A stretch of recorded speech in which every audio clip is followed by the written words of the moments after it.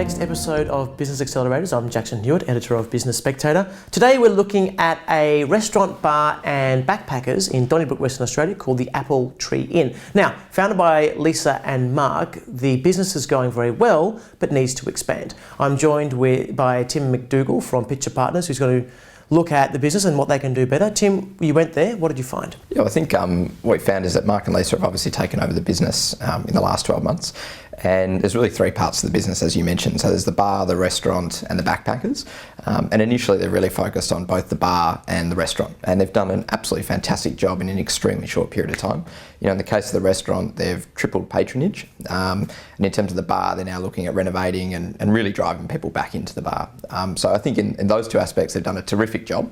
And really now for them, it's about looking at the backpackers and saying, what can we do there to increase guests? So the problem that they've got is that the backpackers are coming from Perth, I imagine, or travelling around Australia. Donnybrook's about 30 k's away or thereabouts from Perth, I believe, or about an hour's drive maybe. But the backpackers don't know they're there, so what do they need to do? Yeah, well, I guess one of the issues they've got is that they've inherited, I guess, a lack of web presence when they took over the business. So I guess for backpackers, there's two things that drive backpackers. First of all is they need to find accommodation. And secondly, they also need to find jobs is typically what drives that market. So a backpacker's usually primarily looking for a job first, and then they'll look for accommodation nearby. One of the things that I guess Donnybrook is suffering from is that it doesn't have a lot of presence in that space in terms of driving jobs. And secondly, their main competitor in Donnybrook, who is another backpacker, has really captured that market. So they've built up relationships with the local fruit pickers and farmers, and they're really becoming sort of the go-to place for backpackers looking for work. And logically, they'll then stay at that accommodation as well.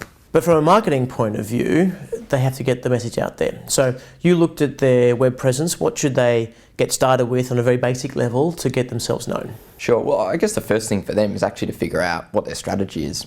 So rather than just putting up a website and saying, hey, we've got a backpackers, this is where we're located, I think that they need to figure out what area they're going to target. So is it the jobs? Are they really going to push the job market? Is it about the accommodation itself? Is there something that separates it from, say, its competitor down the road? Are they actually going to advertise Donnybrook? So maybe what they should be doing is really appealing to backpackers who are saying, I'm looking for somewhere to go in Australia. Where do I go?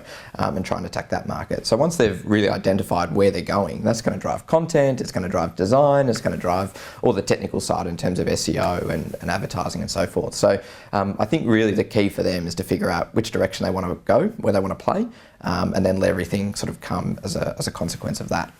Once they've got that down pat, that strategy, they've still got to find a way to find people who are mobile, people who are on their phones or using websites and the like. What are some of the recommendations that you gave in terms of where they should go to target this audience and how should they speak to them?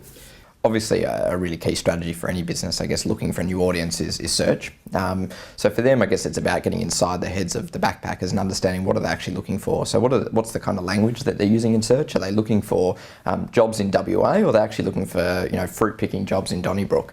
And understanding the language that they're using is going to help drive, firstly, the content that they use. The more they use that content, the more likely they are to appear in things like search.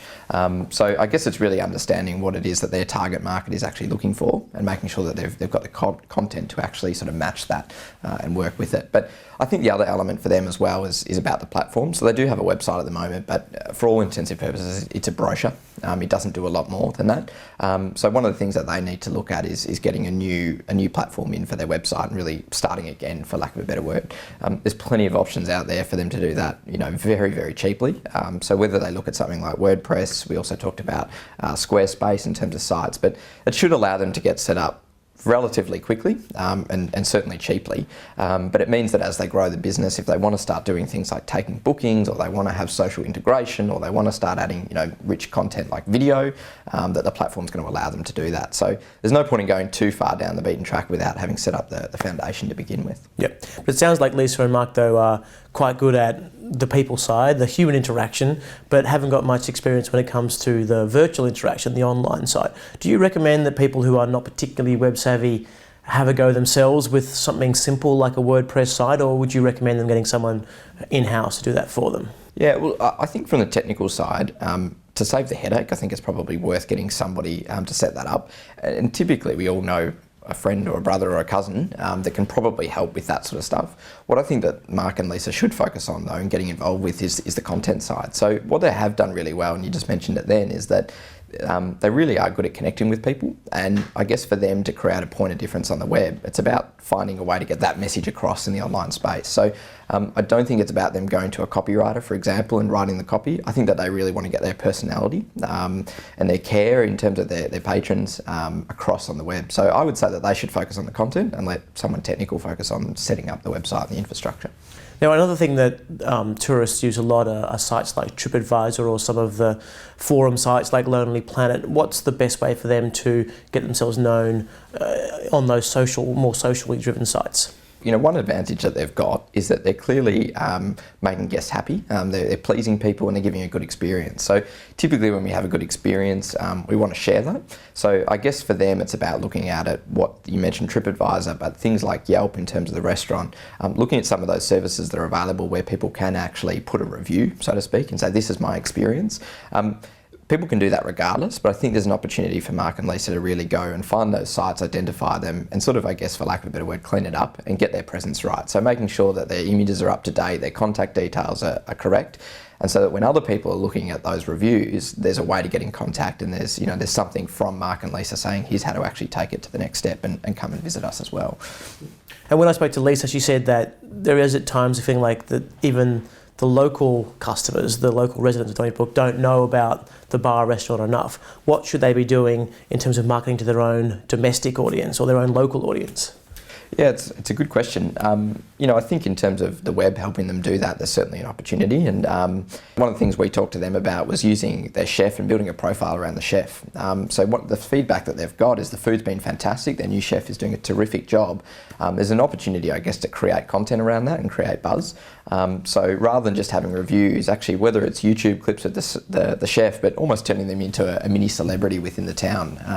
I think if you can create good content, it's more likely to engage with the community as well. It's something that they're likely to get on board with, and it's more likely to spread the message outside of Donnybrook as well.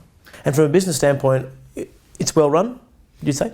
Oh, absolutely. I think they've got a really interesting set of skills, Mark and Lisa, and Lisa also having a background in HR, I think is going to be interesting in terms of their backpacker business too. So, what they've got an opportunity to create a point of difference compared to their competitor is really actually to help people find jobs. So, I guess looking at their skill set and saying, how can we leverage that is a big opportunity for them. In terms of the rest of the business, they've done a fantastic job. Clearly, the results show that they know what they're doing, and I guess nothing's going to stop them, really. They're hell-bent on getting there. Tim McDougall, thanks very much. No problem.